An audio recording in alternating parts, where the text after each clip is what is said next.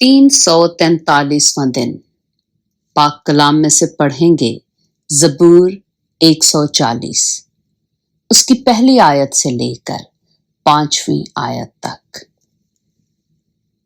اے خداوند، مجھے برے آدمی سے رہائی بخش، مجھے تند خو آدمی سے محفوظ رکھ، جو دل میں شرارت کے منصوبے باندھتے ہیں، وہ ہمیشہ مل کر جنگ کے لیے جمع ہو جاتے ہیں۔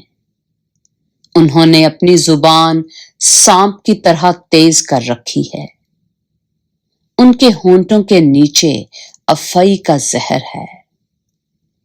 اے خداوند، مجھے شریر کے ہاتھ سے بچا، مجھے تند خو آدمی سے محفوظ رکھ، جن کا ارادہ ہے کہ میرے پاؤں اکھاڑ دیں۔